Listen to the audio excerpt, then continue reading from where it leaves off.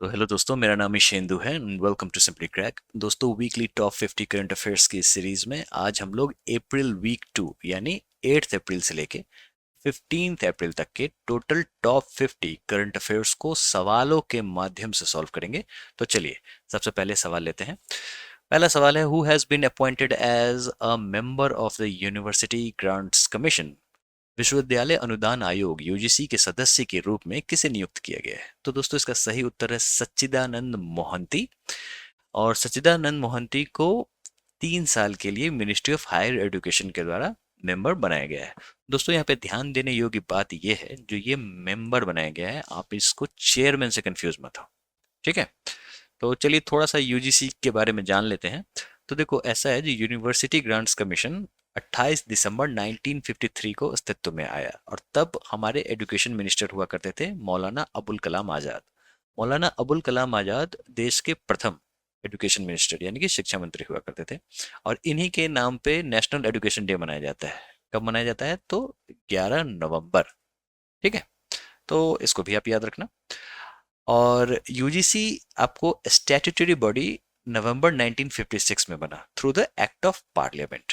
ये भी ध्यान देने योग्य बात है, मतलब 1953 में अस्तित्व में आया, लेकिन एज विद एक्ट की मदद से स्टैट्यूटरी बॉडी 1956 में बना। ठीक है, और किस डिपार्टमेंट के अंदर में आता है? तो Department of Higher Education, Ministry of education.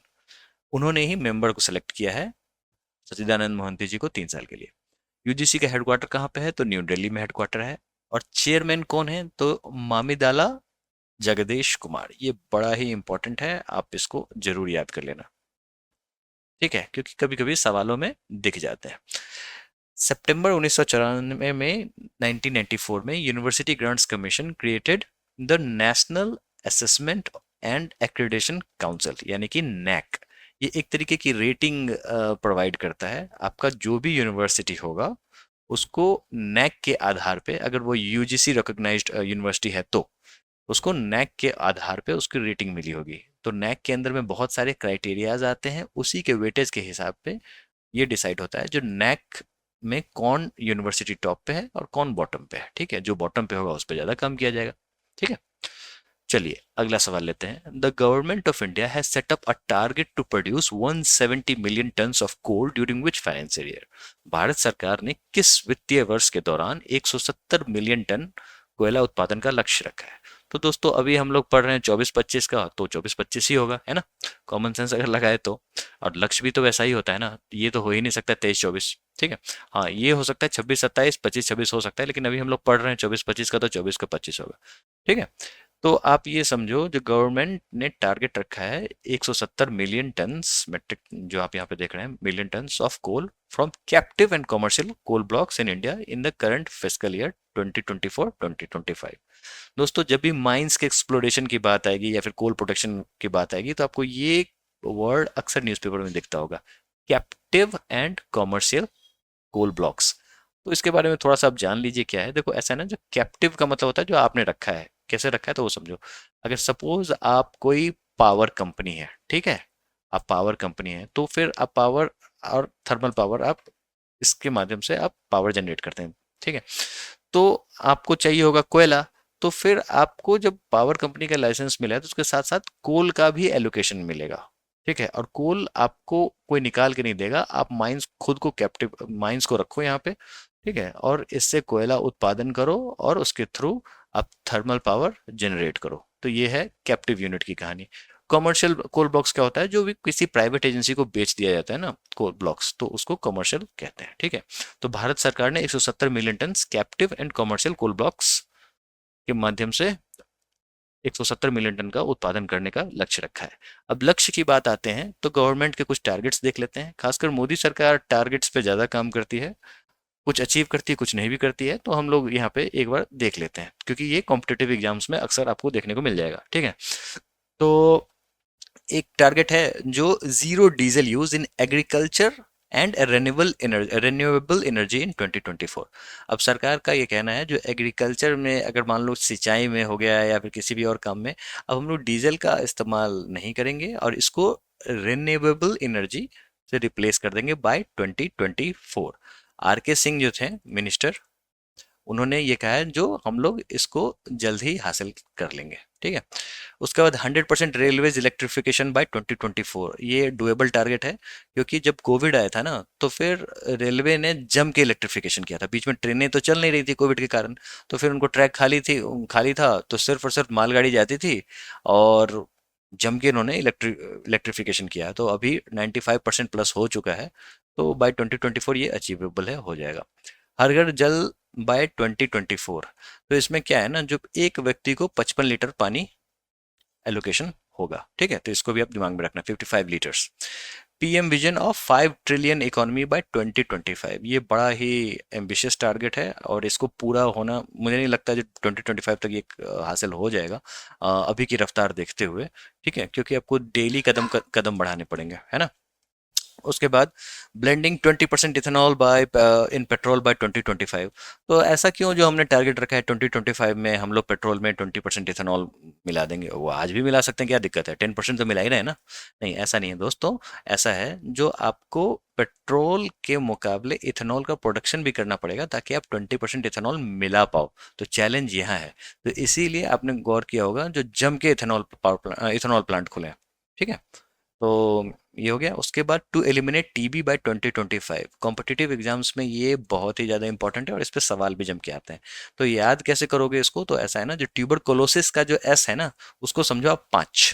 ठीक है, तो इस तरीके से 2025 टीबी से जुड़ा हुआ एक और हम लोग तथ्य इसी सीरीज में देखेंगे, उसके बाद वहां पे हम लोग डिस्कस कर लेंगे। Fibre optic connectivity in all villages by 2025, ये भी 2025 का एम्बिशियस टारगेट है, और इसको पूरा करना मुझे लगता है मुश्किल है, क्योंकि इसको ना 2021 में ही पूरा कर लेना था। ठीक है, प्रधानमंत्री मोदी ने लाल किले के प्राचीर से, लाल किले पे वो भाषण दे रहे थे, तो उन्होंने बोला था जो हम गांव को, हर गांव को जोड़ देंगे थ्रू भारत नेट प्रोग्राम। ठीक है, लेकिन हुआ क्या, जो बीच में कोविड आ गया, इसके कारण जो चीज़ 2021 में हो जानी थी वो अभी तक खिंचती चली जा रही है। तो फिर अब ये पूरा अभी तक होगा या नहीं होगा, डोंट नो, लेकिन टारगेट यही है। तो कॉम्पिटेटिव एग्जाम्स में अगर आए तो 2025। India to be covered by Doppler weather radar network by 2025, ये भी एम्बिशियस टारगेट है, लेकिन हो जाएगा, ये कोई बड़ी चीज़ नहीं है। अभी हाल ही में हिमाचल प्रदेश, उत्तराखंड वगैरह में भी डॉपलर वेदर रडार नेटवर्क बनाया गया है।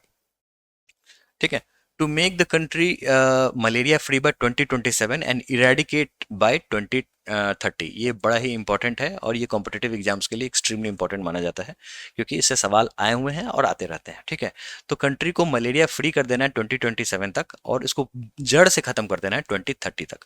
ठीक है, तो इरेडिकेशन एंड मलेरिया फ्री दो कीवर्ड है, आपको दोनों को दिमाग में रखना है, और इसी हिसाब से आपको दोनों के ईयर्स याद रखने हैं। Indian railways to become the zero net zero carbon emitter by 2030, ये पॉसिबल है क्योंकि इलेक्ट्रिफिकेशन हो रहा है, तो फिर डीजल का यूज नहीं होगा। तो ट्रेन के परिचालन यानी कि मूवमेंट के साथ साथ और भी जो चीज़ें हैं उस पे भी बहुत ज़्यादा काम हो रहा है, जैसे प्लेटफॉर्म पे जो भी लाइट्स वगैरह लगी हुई हैं वो अब सोलर पैनल से कनेक्टेड हैं, तो इसके कारण वो रिन्यूएबल एनर्जी यानी कि नेट जीरो कार्बन इमिटर में काउंट होता है। तो ये जब अचीव हो जाएगा तो हम लोग कह सकते हैं जो that will be completed as a green railway by 2030। तो सवाल अगर ग्रीन रेलवे पे आए तो 2030 आप इसको याद रखना। ठीक है, aim to reduce road accident fatalities by 2030 by half, यहाँ पे हाफ छूट गया है, मैं आपको बता दूं, बाई हाफ। आप पूरी तरह रोड के एक्सीडेंट को खत्म नहीं कर सकते। ठीक है, तो फिर नितिन गडकरी जी का कहना है जो हम लोग 2030 तक रोड एक्सीडेंट्स जितने हो रहे हैं उसको हम लोग आधा कर देंगे। इसके लिए जो भी चीज़ें इसमें उपयोग होंगी, चाहे कहीं पे डिवाइडर बनाना हो, चाहे आपको स्पीड ब्रेकर्स लगाने हो, या फिर स्पीड ब्रेकर्स हटाने हो, या फिर कहीं पे साइन बोर्ड्स लगाने हो, या फिर रोड का के मोड़ को, तीखे मोड़ को कम करना हो, तो ये सारी चीज़ों को करके एक्सीडेंट में रिडक्शन लाया जा सकता है। तो उसी पैमाने पे काम चल रहा है। अभी नई जो हाईवेज बन रही हैं उस पे इन सब चीज़ों का ज़्यादा ख्याल रखा जाता है। फिर आता है सबसे बड़ा एम्बिशियस टारगेट, यानी कि एनर्जी इंडिपेंडेंट बाय 2047, यानी कि आत्मनिर्भर भारत। और ऐसा है जो 2047 किस लिए आ रहा है, तो ये हमारे आज़ादी का सेंटिनरी होगा, यानी कि हम लोग आज़ादी के 100 साल पूरे कर लेंगे। ठीक है, तो इसमें हम लोग का टारगेट ये है जो हम लोग आत्मनिर्भर हो जाएंगे, एनर्जी इंडिपेंडेंट हो जाएंगे। ये बहुत ही बड़ा एम्बिशियस टारगेट है, क्योंकि उसके बाद ऐसा होगा जो हम लोग का जो सबसे ज़्यादा इम्पोर्ट हो रहा है जो हमारे बाहर से जो देश में अंदर आता है उसको इम्पोर्ट कहते हैं, और हमारे देश से जो बाहर जाता है वो एक्सपोर्ट होता है, ठीक है। तो इम्पोर्ट सबसे ज़्यादा हो रहा है पेट्रोलियम एंड कोल प्रोडक्ट्स, है ना।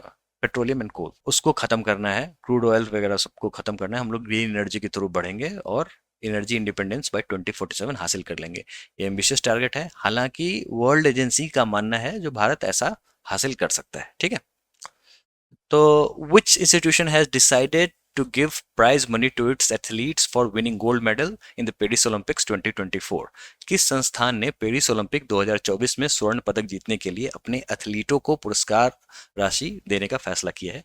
दोस्तों, इसका सही उत्तर है वर्ल्ड एथलेटिक्स, ठीक है। इसके बारे में आप जान लो, क्योंकि ये पहली बार ऐसा देखने को मिला है। जो world athletics has announced that it will award prize money to the athletes who win a gold medal in Paris Olympic 2024 track and field event में। दोस्तों, सिर्फ ट्रैक एंड फील्ड इवेंट में जब हम लोग वर्ल्ड एथलेटिक्स के बारे में जानेंगे तो आपको मैं इसके बारे में बताऊंगा। हाँ, यहाँ पे है ही दिया हुआ, track and field has become the first sports in the modern Olympics so to offer prize money at the Olympics. तो इसको आप दिमाग में रखना। क्या दिमाग में रखना? वर्ल्ड एथलेटिक्स और track and field event Paris Olympics से इसकी शुरुआत हो रही है।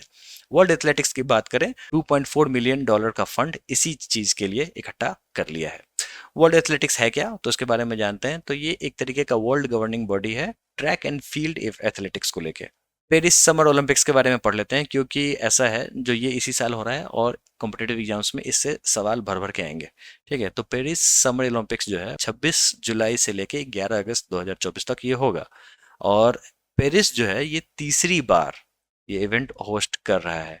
अभी बीजेपी का मैनिफेस्टो आया है चुनाव को लेके, तो उसमें बीजेपी वालों ने प्रॉमिस किया है जो हम लोग 2036 तक ओलंपिक कराने का सोच रहे हैं, ठीक है। मतलब मैनिफेस्टो में दिया हुआ है जो वो कराएंगे। This will be the third time Paris has hosted the summer Olympics, having previously hosted the games in 1900 and 1924।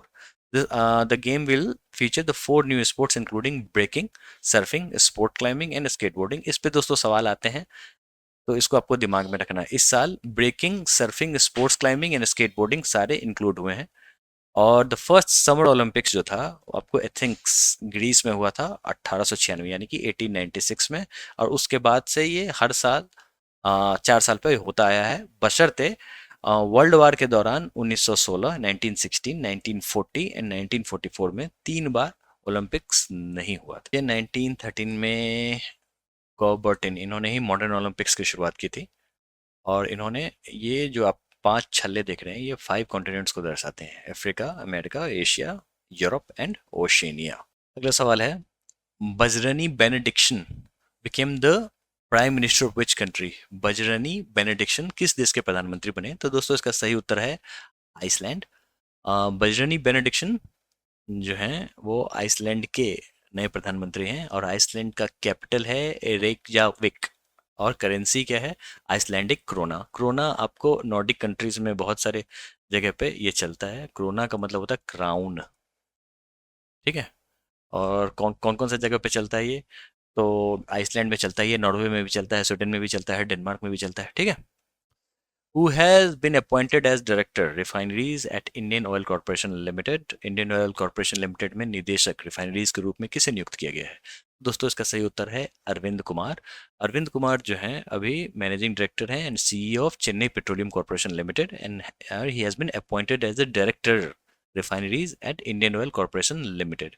दोस्तों, इंडियन ऑयल से जुड़ा हुआ एक और सवाल आपको यहाँ पे देखने को मिलेगा। इसके चेयरमैन इंडियन ऑयल के हो गए श्रीकांत माधव वैद्य, और इंडियन ऑयल का जो हेडक्वार्टर है वो न्यू दिल्ली में है, और ये 1959 में 30 जून को अस्तित्व में आया। Which country declared a national emergency to combat the zombie drug crisis?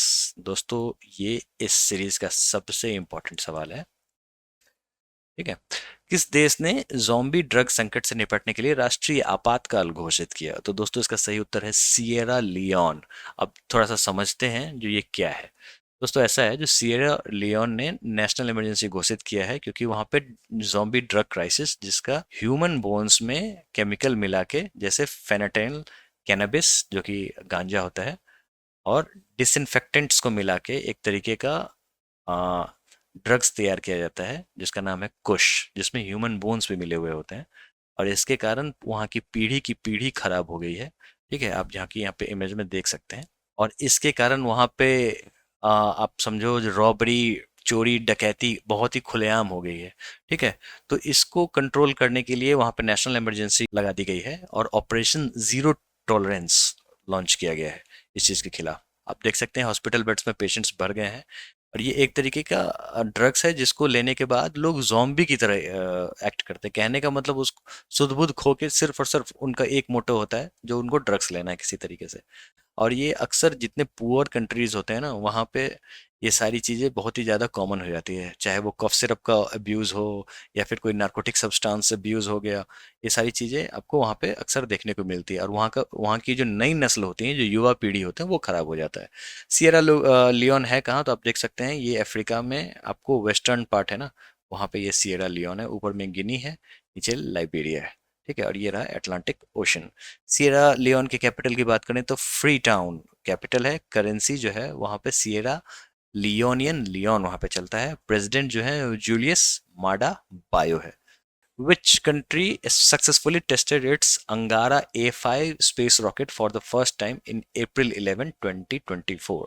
किस देश ने 11 अप्रैल 2024 को पहली बार अपने अंगारा A5 अंतरिक्ष रॉकेट का सफलतापूर्वक परीक्षण किया? तो दोस्तों इसका सही उत्तर है रशिया। अंगारा A5 नाम से लगता है कि ये इंडिया का होगा, नहीं दोस्तों ये रशिया का है। ठीक है, तो इसको आप दिमाग में रखना। और अंगारा A5 जो है ये स्पेस रॉकेट है और जो कि आपको वॉस्टोकनी कॉस्मोड्रोम, जो कि रशिया के फार ईस्ट में लोकेटेड है, वहां से ये लॉन्च किया गया है। रशिया का कैपिटल हो गया मॉस्को। करेंसी की बात करें तो वहां पे रूबल करेंसी है। कॉन्टिनेंट है तो रशिया इस तरीके से दो भागों में बटा हुआ है, एक भाग है एशिया में और एक भाग है यूरोप में। ठीक है, लैंग्वेज की बात करें तो वहाँ पे रशियन लैंग्वेज होता है। प्रेसिडेंट व्लादिमीर पुतिन है और प्राइम मिनिस्टर जो है वो मिखाइल मिशुस्तिन है। ठीक है दोस्तों, with which country does India conduct the joint military exercise Dustlik? इसको आपको दिमाग में रखना है क्योंकि ये आपको उज्बेकिस्तान के साथ में एक संयुक्त सैन्य अभ्यास है। दोस्तों मिलिट्री एक्सरसाइजेज कॉम्पिटेटिव एग्जाम्स के लिए काफ़ी इंपॉर्टेंट है और उसमें से डस्ट लिक ऐसा है जो सवाल आने के चांसेस बहुत ही ज़्यादा हैं। तो ये यू जो है ये डस्ट का यू है, आप इस तरीके से याद कर सकते हैं। ठीक है, मैंने तो इसी तरीके से याद रखा है। ठीक है, और ये फिफ्थ एडिशन है एक्सरसाइज डस्टलिक, और जो कि उज़्बेकिस्तान में ही हो रहा है। अभी हमारी सेना की टुकड़ियाँ उज़्बेकिस्तान गई थी और वहाँ पे ये फिफ्थ एडिशन डस्टलिक का कंडक्ट किया जा रहा है। उज़्बेकिस्तान का कैपिटल है ताशकेंत और वहाँ का करेंसी है सोम और प्रेसिडेंट जो है वो है Shavkat Mirziyoyev. What was the value of India's digital services exports in 2023 according to WTO report? विश्व व्यापार संगठन के रिपोर्ट के अनुसार 2023 में भारत के डिजिटल सेवाओं के निर्यात का मूल्य क्या था? तो दोस्तों ये रिकॉर्ड ब्रेक हुआ है और हम लोगों ने 257 बिलियन डॉलर का सर्विसेज एक्सपोर्ट किया है, जो कि अपने आप में एक बहुत बड़ी मिसाल है। और हम लोगों ने चाइना को सर्विसेज में, ठीक है सिर्फ सर्विसेज की बात हो रही है, मैं अभी आपको समझाता हूँ ये सर्विसेज में पछाड़ दिया है और हम लोगों ने 17% का इंक्रीज देखा है पिछले साल के मुकाबले। दोस्तों अब ये कैसे कैलकुलेट हो रहा है, तो डब्ल्यूटीओ की रिपोर्ट आई हुई है। ठीक है, जो डब्ल्यूटीओ क्या है, तो ये 1 जनवरी को 1995 में अस्तित्व में आया। दोस्तों इससे पहले यहाँ इसको एक संस्था हुआ करती थी GATT, general agreement on trade and tariff. इसको रिप्लेस करके वर्ल्ड ट्रेड ऑर्गेनाइजेशन बनाया गया।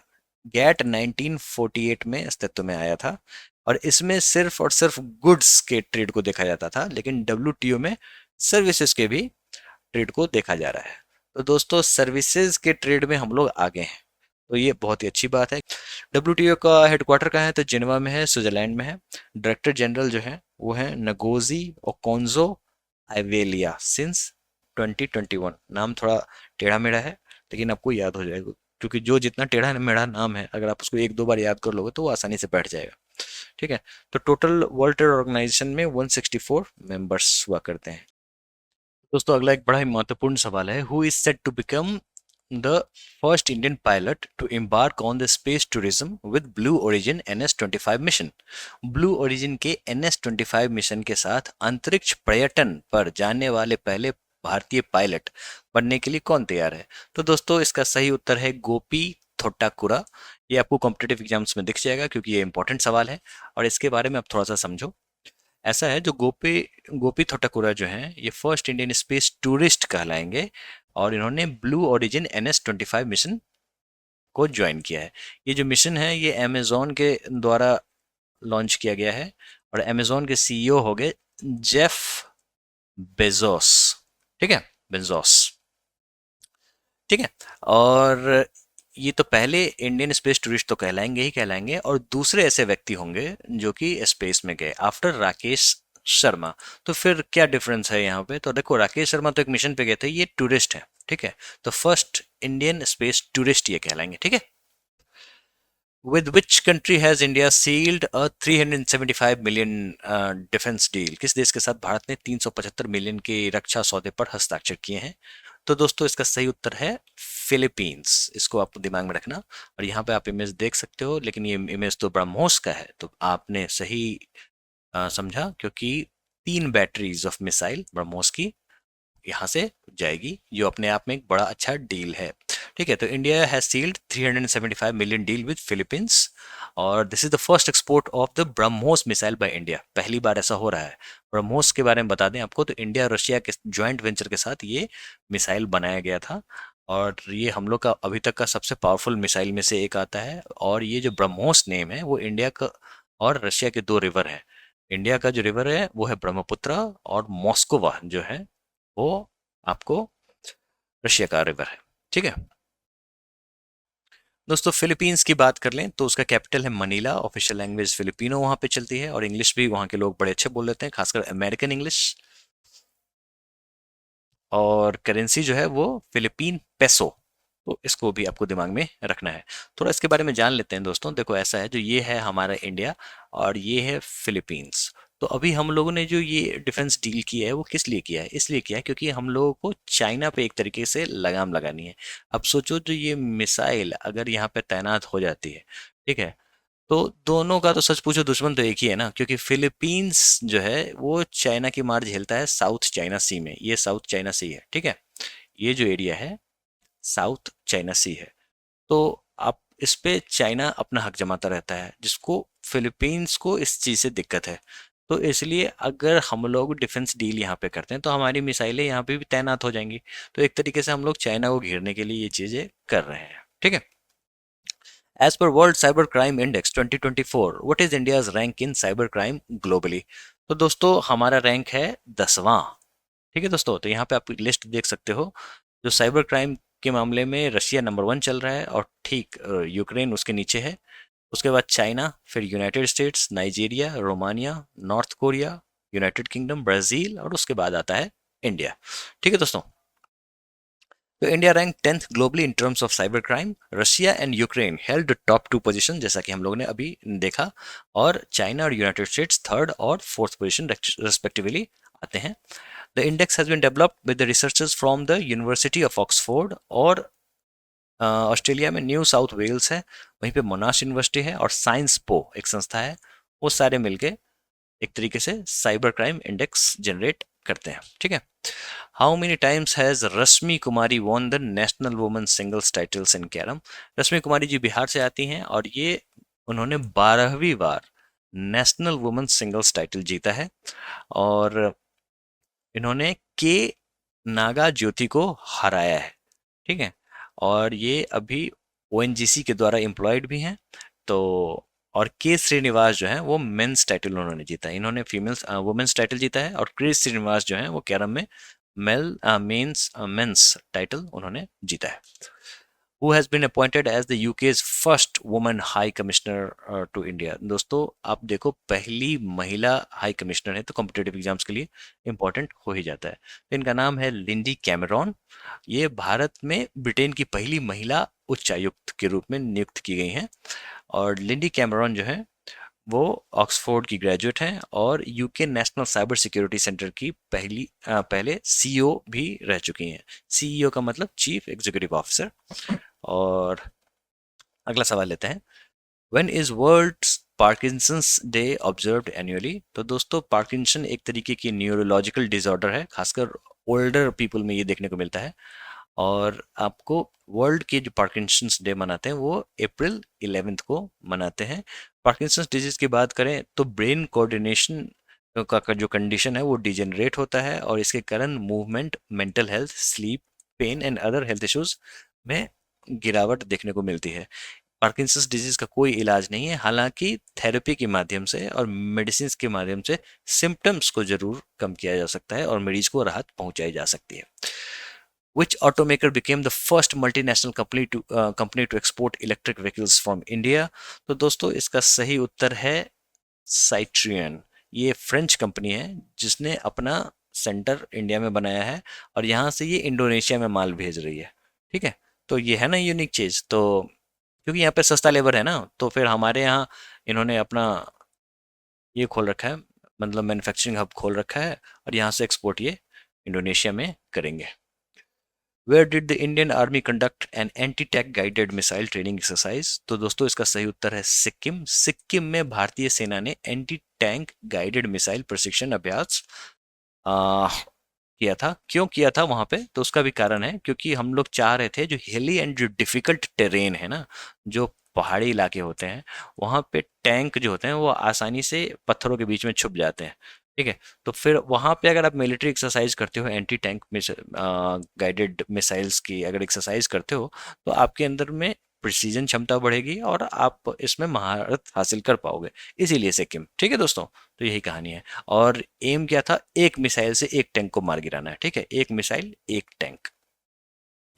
Who is said to be appointed as India's women's hockey coach? Bharat में महिला हॉकी जो कोच हैं, आ, वो किनको बनाया गया है? तो हरेंद्र सिंह जो है ये आपको वुमेन्स हॉकी कोच कहलाएंगे, और ये हाल ही में अपॉइंट कर दिए गए हैं। और 2012 द्रोणाचार्य अवार्ड भी इनको मिला हुआ है। और 2028 का जो लॉस एंजलिस ओलंपिक्स होगा ना, उसके लिए ये टीम को तैयार करेंगे। ठीक है, और इससे पहले जो थे वो जेनेके शॉकमैन थे हॉलैंड के। अब हमारे देसी कोच यानी हरेंद्र सिंह आए। Which company has partnered with eSeva and Han Pokhara to promote UPI in Nepal? दोस्तों इसका सही उत्तर है फोन पे। फोन पे आपको ई सेवा और HAN होटल्स नेटवर्क होता है वहाँ का, पोखरा में, नेपाल। नेपाल की एक जगह है, टूरिस्ट साइट है पोखरा, बड़ी अच्छी जगह है, मैं गया हूँ वहाँ पे। तो वहाँ पे भी यूपीआई को प्रमोट किया जा रहा है। दोस्तों यूपीआई, सच पूछो, यूनिफाइड पेमेंट इंटरफेस जो है यूपीआई, ये बहुत ही तरक्की कर रहा है, और हमारे देश ने बहुतों के लिए एक गाइडिंग लाइट प्रोवाइड की है, जो तुम इस पेमेंट सिस्टम को लेके आओ, और ये एक तरीके की क्रांति है। अभी हाल ही में पेरिस में एफिल टावर अगर आप देखने जाते हैं तो वहाँ भी आप यूपीआई के माध्यम से पेमेंट कर सकेंगे, ऐसा फीचर लॉन्च हुआ है। तो धीरे धीरे बहुत सारी कंट्रीज यूपीआई को अपना रही हैं। ठीक है। Which organization has joined forces with CSIR IMMT to enhance India's mineral security through technical collaboration? तकनीकी सहयोग के माध्यम से भारत की खनिज सुरक्षा को बढ़ाने के लिए CSIR IMMT के साथ कौन सा संगठन शामिल हुआ है? तो दोस्तों इस काबिल, एक ही संगठन जो काबिल है वही शामिल हुआ है, जिसको खनिज विदेश इंडिया लिमिटेड कहते हैं। और काबिल एंड CSIR दोनों साथ मिलके इंडिया की मिनरल सिक्योरिटी को स्ट्रेंथन करेंगे, मजबूत करेंगे। ठीक है दोस्तों। Which banks participated in the first credit default swap trade under the new RBI guidelines? किस बैंक ने आरबीआई के साथ नए दिशा निर्देशों के तहत पहले क्रेडिट डिफॉल्ट स्वैप का व्यापार में भाग लिया? तो दोस्तों इसका सही उत्तर है एसबीआई। और इसको आपको समझना पड़ेगा सीडीएस होता क्या है। ठीक है, मैं अभी आपको और समझाता हूँ, उससे पहले आप समझो। एसबीआई जो है उसने पहला फर्स्ट क्रेडिट डिफॉल्ट स्वैप में एंगेज हुआ है, किसके साथ? स्टैंडर्ड चार्टर्ड बैंक के साथ पार्टनरशिप में। और 25 करोड़ ट्रांजैक्शन को इसने सीडीएस के तहत अपनी एंगेजमेंट दिखाई है। आरबीआई जो है 1934 में अस्तित्व में आया, और 90th इसका हम लोग वर्षगांठ मना रहे हैं, 90th, जो कि मैंने पिछले वाले लेक्चर में इसको डील किया है। फर्स्ट गवर्नर हो गए सर ऑसबोर्न स्मिथ, और फर्स्ट इंडियन गवर्नर हो गए सीडी देशमुख। करंट गवर्नर है शशिकांत दास। ठीक है, जो कि 25th गवर्नर है। अब समझते हैं सीडीएस यानी कि क्रेडिट डिफॉल्ट स्वैप ये कैसे काम करता है। देखो दोस्तों ऐसा है, जो ये है बैंक एसबीआई, ठीक है, अब ये लोन देना चाहती है व्यक्ति को, किस लिए, और आपको लोन चाहिए किस लिए, तो आपको खरीदना है घर। अब आप घर खरीदोगे तो इसमें अमाउंट बहुत ही ज़्यादा होगा, अराउंड 1 करोड़, उससे भी ज़्यादा हो सकता है, ठीक है। तो फिर आप इसको 1 या 2 दिन या 1 साल या 2 साल में तो चुकाओगे नहीं, तो ये चुकाओगे आप मान लो 20 साल में, ठीक है। तो 20 ईयर्स तक अगर ये लोन देती है आपको, ठीक है, तो फिर 20 साल में आप देखोगे जो इकोनॉमी में बहुत सारे बदलाव हो गए हैं। 20 साल में या तो आप बहुत ज़्यादा पैसे कमा लोगे अगर इकोनॉमी सही तरीके से चली, या फिर बुरी तरीके से चली तो शायद आप चुका भी ना पाओ। तो फिर ये जो लॉन्ग टर्म जो लोन होता है, ये आपको बहुत ही ज़्यादा रिस्क में आ जाता है, ठीक है, क्योंकि 20 साल बहुत ही बड़ा पीरियड होता है। और अगर मान लो आपकी क्रेडिट हिस्ट्री अच्छी है नहीं, आपके पास कोई स्टेबल जॉब है नहीं या फिर स्टेबल बिजनेस है नहीं, तो फिर आपको लोन मिलने में दिक्कत भी आएगी। तो फिर ऐसे में आपको तो नुकसान है ही है, ऊपर से बैंक को भी नुकसान है। अब बैंक को नुकसान यानी कि पैसे का फ्लो रुक रहा है, पैसे का फ्लो रुक रहा है तो अर्थव्यवस्था में कहीं ना कहीं एक रुकावट आ रही है।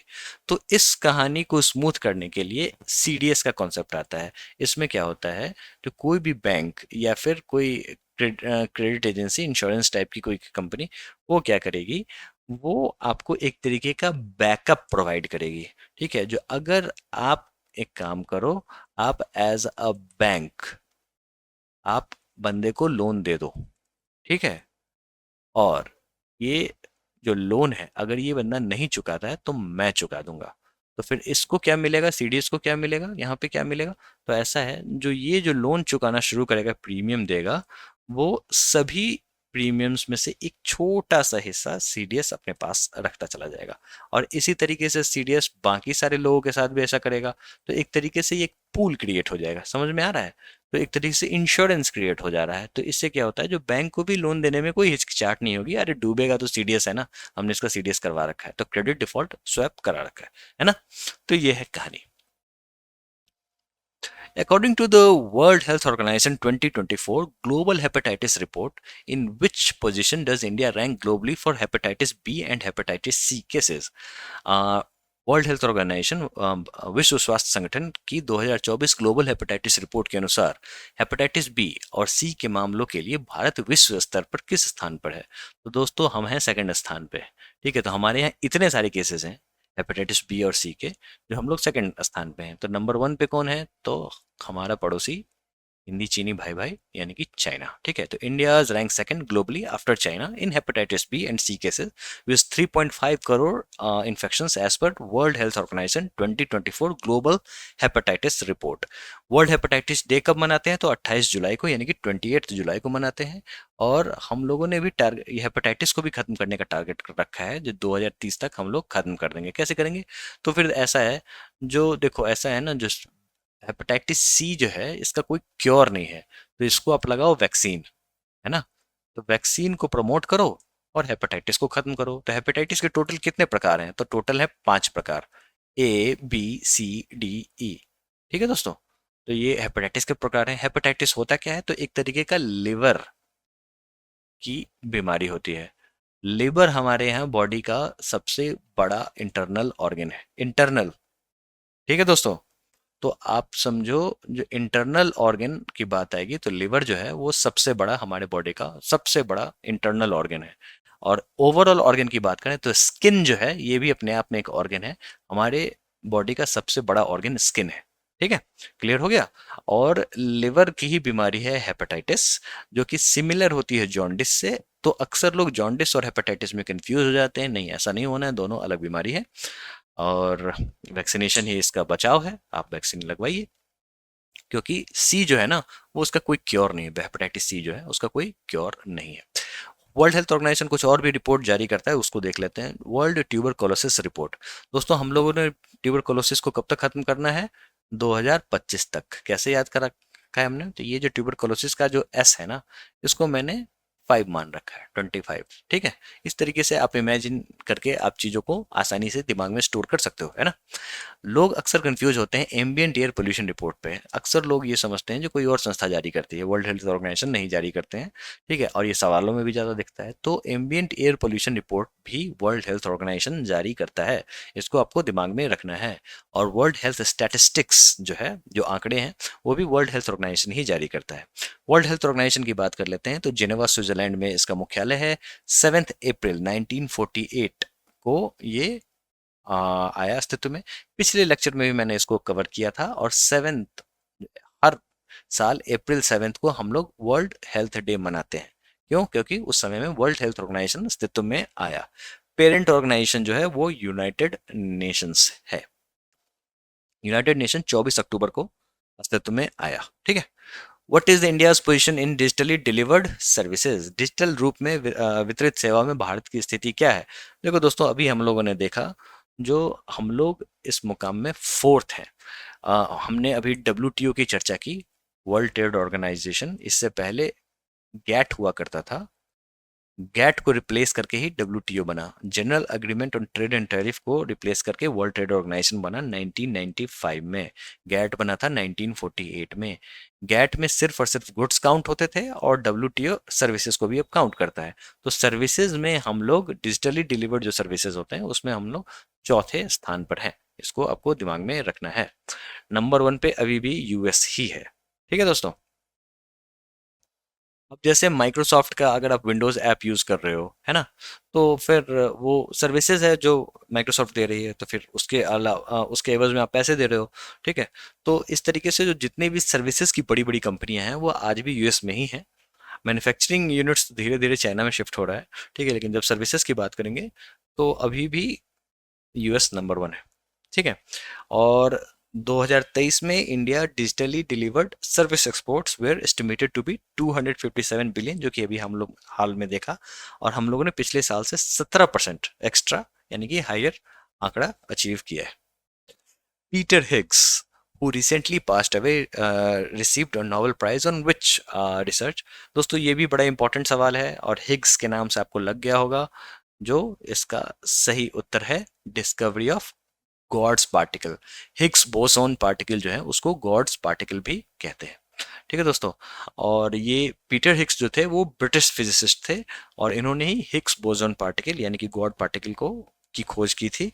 और इन्होंने 94 वर्ष की उम्र में शरीर त्याग दिया और इनको नोबेल प्राइज फिजिक्स के लिए 2013 में मिल चुका है। ठीक है दोस्तों। ये कॉम्पिटेटिव एग्जाम्स में अब आपको देखने को मिलेगा Higgs boson. Which organization is set to launch a new edition of Girl Child Empowerment Mission यानी कि GEM? कौन सा संगठन बालिका सशक्तिकरण मिशन का एक नया संस्करण लॉन्च करने के लिए तैयार है? तो दोस्तों ऐसा है जो इसमें NTPC आगे आया है। ठीक है। NTPC क्या है? तो इंडिया का लार्जेस्ट पावर कंपनी है और इन्होंने गर्ल चाइल्ड एम्पावरमेंट मिशन का नया वर्जन लॉन्च कर दिया है। ठीक है। और पहले से बेटी बचाओ और बेटी पढ़ाओ चल रहा था। ठीक है। तो इसी के साथ इन्होंने कोलैबोरेट कर दिया है इस चीज़ को। ठीक है। अलाइन कर दिया है। और किस लिए किया है? तो जेंडर इक्वालिटी। ठीक है। और जो यंग बच्चियां हैं उनको अपॉर्चुनिटीज मिले उनके विकास के लिए। नेशनल थर्मल पावर कॉर्पोरेशन के बारे में जान लेते हैं क्योंकि इससे भी कभी कभी सवाल देखने को मिल जाता है। सबसे इंपॉर्टेंट सवाल ये है कि इंडिया लार्जेस्ट पावर कंपनी है और ये CPSU है यानी कि पब्लिक सेक्टर यूनिट है और मिनिस्ट्री ऑफ पावर के अंतर्गत आती है। 1975 में इसका एस्टेब्लिशमेंट हुआ। हेडक्वार्टर न्यू दिल्ली में है। और इम्पोर्टेंट ये है ये महारत्ना कंपनी है। दोस्तों महारत्ना, नवरत्ना, मिनी रत्ना सीरीज होती, कंपनी की सीरीज होती है उनके औकात के हिसाब से। तो ये महारत्ना कंपनी है, ये सबसे अच्छा माना जाता है। ठीक है। और मैनेजिंग डायरेक्टर और चेयरमैन हुए गुरदीप सिंह और जिनको CEO of the year awards भी मिला हुआ है। ठीक है। आउटस्टैंडिंग परफॉर्मेंस के लिए। Which bank has become the first private bank to open a branch in Lakshadweep? देखो ऐसा है, जो प्रधानमंत्री जब गए लक्षद्वीप तो फिर लोगों का ध्यान लक्षद्वीप पे कुछ ज्यादा ही चला गया। ठीक है। तो इसके कारण टूरिस्ट वहां जाने लग गए तो उनको बैंकिंग ट्रांजेक्शन करने के लिए वहां पे बैंक भी तो होना चाहिए ना। इसी दिशा में आपको HDFC बैंक जो है वो भी अपना प्राइवेट बैंक यहाँ लक्षद्वीप में खोल चुका है जो कि फर्स्ट प्राइवेट बैंक होगा। सरकारी बैंक तो पहले से है। सरकारी बैंक को तो अपना पेनिट्रेशन हर जगह दिखाना ही दिखाना है। ठीक है।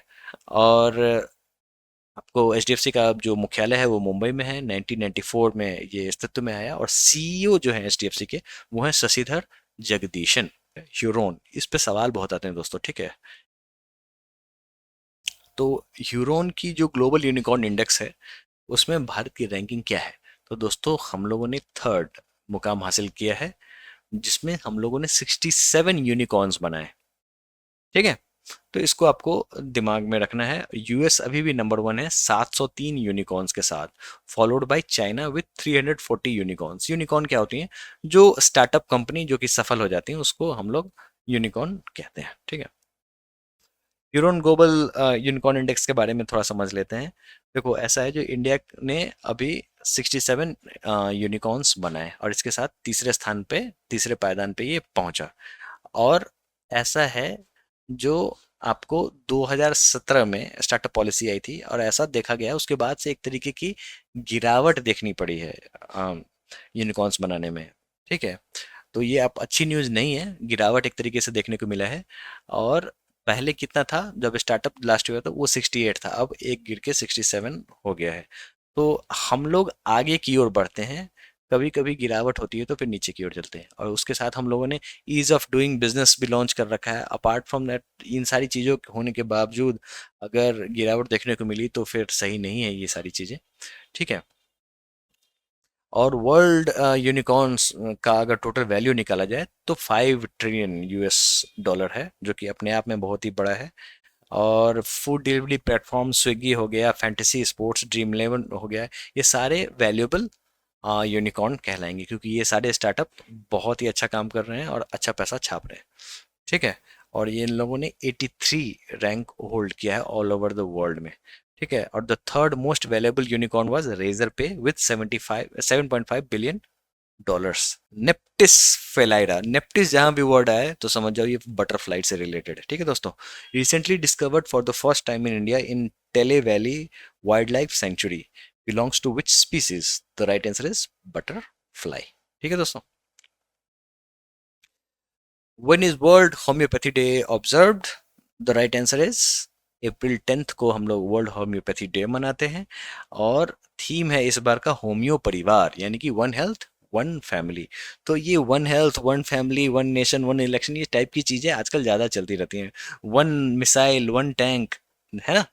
तो ये सारी चीजें आजकल आपको देखने को ज्यादा मिलेगी। WHD is observe annually on 10 April in honour of the renowned German physician doctor Samuel Hahnemann. इन्होंने ही खोज की थी होम्योपैथी की, ठीक है। Which African country issued a new gold back currency called ZiG? दोस्तों इसका सही उत्तर है जिम्बाब्वे। और इसके पीछे भी एक थोड़ी सी यूनिक कहानी है, और ये मुझे लगता है इस लेक्चर में से इम्पोर्टेंट सवालों की में भी ये शामिल होता है।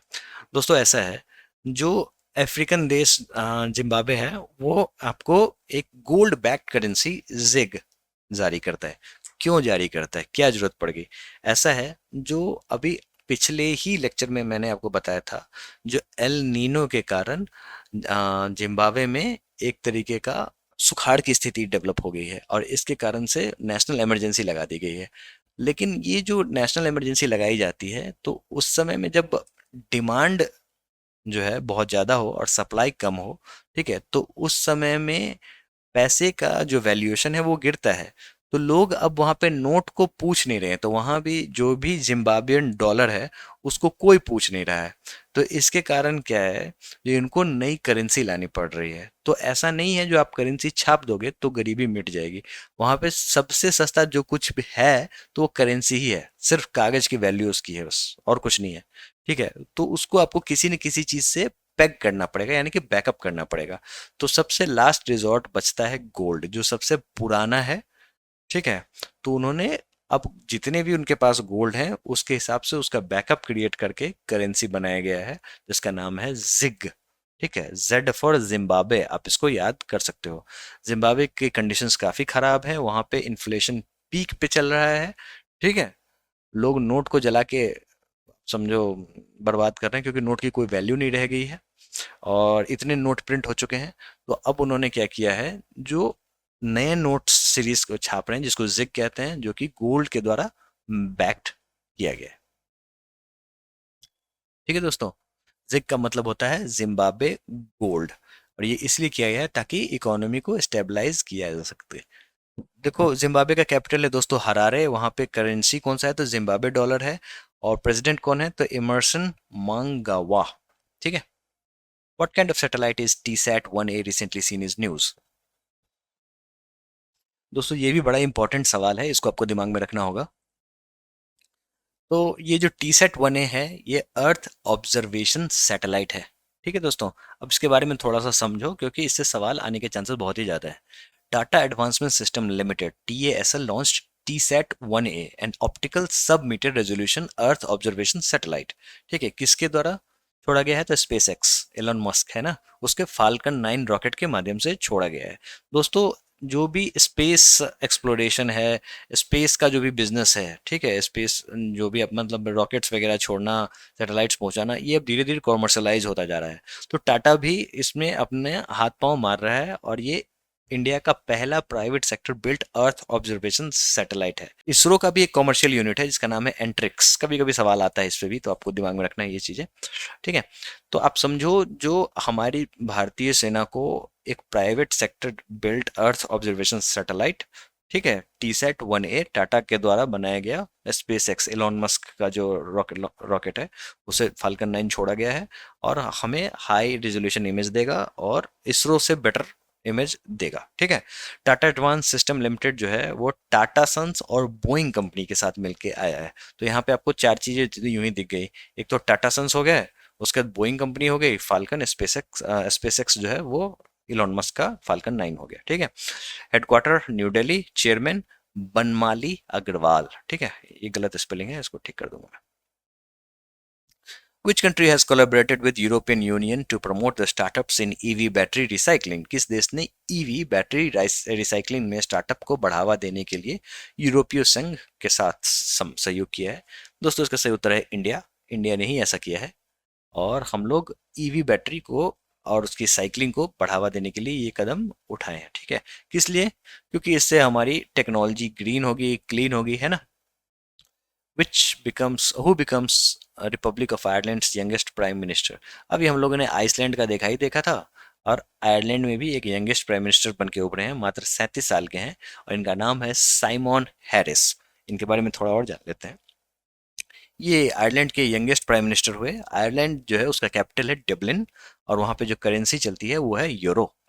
ठीक है, which country has recently change its employment visa program? किस देश ने हाल ही में अपने रोजगार वीजा कार्यक्रम में बदलाव किया है? तो दोस्तों इसका उत्तर है न्यूजीलैंड। इसके बारे में थोड़ा सा आप समझो और मैं उसको थोड़ा सा और भी बेटर वे में समझाने की कोशिश करूंगा। तो New Zealand made urgent changes in its employment visa programme after near record migration last year. इसके इसके पीछे भी एक लंबी कहानी है।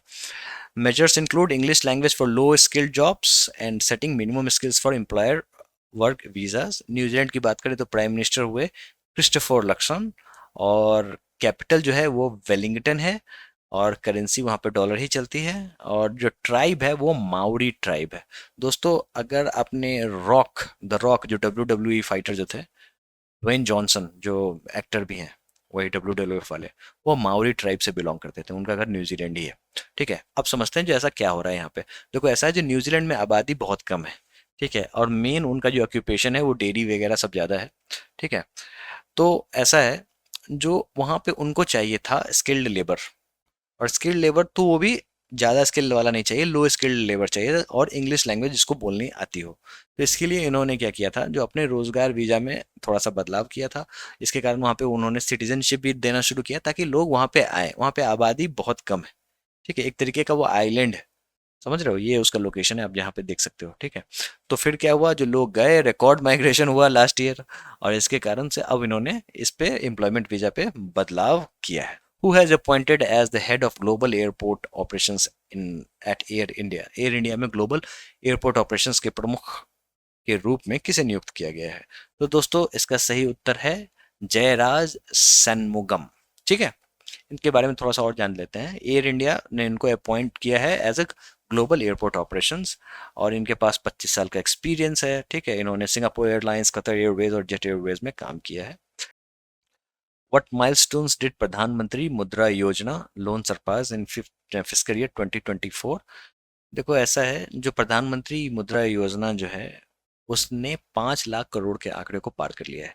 दोस्तों ये जो प्रधानमंत्री मुद्रा योजना है, ये इसने 5,20,000 करोड़ रुपए का डिसबर्समेंट किया है और ये मुद्रा योजना गवर्नमेंट ऑफ इंडिया की योजना है, विशेष प्रोग्राम है जो कि 2015 में अस्तित्व में आया।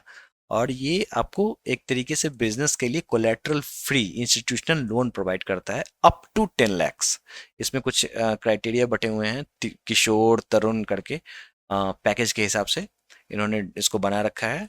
और इस हिसाब से इन्होंने अभी तक 5,20,000 करोड़ रुपए इन्होंने अभी तक डिसबर्स कर दिए हैं। ठीक है, तो चलिए एक बड़ा इंपॉर्टेंट सवाल है, in which Indian state is the Gangaur festival celebrated. ये बड़ा ही इंपॉर्टेंट सवाल है और ये आपको एसएससी के एग्जाम में अक्सर ये देखने को मिलेगा। इसका सही उत्तर है राजस्थान। राजस्थान में गणगौर फेस्टिवल मनाया जाता है, किस लिए मनाया जाता है? जो भगवान शिव और पार्वती की शादी को सेलिब्रेट किया जाता है। और ये कब किया जाता है? तो पहले दिन, चैत्र माह के पहले दिन, यानी कि होली के एक दिन बाद से शुरुआत होगी और 16 दिन तक ये चलता है, जिसमें नई विवाहिता जो महिला होती हैं वो पार्टिसिपेट करती हैं। Who has been awarded as an ordinary fellowship by the American Surgical Association? American surgical association के द्वारा मानद फेलोशिप से किसे सम्मानित किया गया है? तो दोस्तों ये जो व्यक्ति हैं इनका नाम है डॉक्टर रघुराम। ठीक है, बस यही है। Peter Pellegrini becomes the president of which country? तो दोस्तों इसका सही उत्तर है स्लोवाकिया। तो हम लोगों ने यहाँ पे प्रेसिडेंट और प्राइम मिनिस्टर 3 कंट्रीज के देख लिए। कौन कौन देख लिए? तो आइसलैंड देख लिया, आयरलैंड के जो सबसे युवा हैं उनको देख लिया, और यहाँ पे स्लोवाकिया को भी देख ले रहे हैं। ठीक है, पीटर पेलेग्रिनी जो हैं वो प्रेसिडेंट बने हैं स्लोवाकिया के। स्लोवाकिया की कैपिटल की बात करें तो ब्रेटिस्लावा, करेंसी वहाँ पे यूरो चलती है, और प्राइम मिनिस्टर जो है वो है रॉबर्ट फिको। ओके, एक और इम्पोर्टेंट सवाल, who recently became the first male Indian singles player to win a masters 1000 match? हाल ही में मास्टर्स 1000 मैच जीतने वाले पहले पुरुष भारतीय एकल खिलाड़ी कौन बने? तो दोस्तों ये बने हैं सुमित नागल जी, जैसा कि आप यहाँ पे इमेज में भी उनको देख सकते हो, ये रहे। और सुमित नागल ने इतिहास रच दिया और इन्होंने मैटियो अर्नाल्डी को हराया और first ever win in ATP's masters event in Monte Carlo. Sumit Nagal जो 2019 से पहले ऐसे इंडियन हैं जिन्होंने टॉप 100 एटीपी रैंकिंग में अपनी जगह बनाई। और इनके साथ साथ रोहन बोपाना भी खेल रहे हैं, जिनके पार्टनर ऑस्ट्रेलियन पार्टनर है मैथ्यू एप्टन। रोहन बोपाना जी जो हैं उन्होंने ऑस्ट्रेलियन ओपन डबल्स टाइटल्स जीत रखा है, और जो first grand slam of the year है। तो इनकी एज तो ज़्यादा हो रखी है रोहन बोपाना जी की, लेकिन ये खेलते बड़े शानदार हैं। Which country provided the Indian army with the portable Igla S air defence system? किस देश ने भारतीय सेना को पोर्टेबल इग्ला एस वायु रक्षा प्रणाली प्रदान की?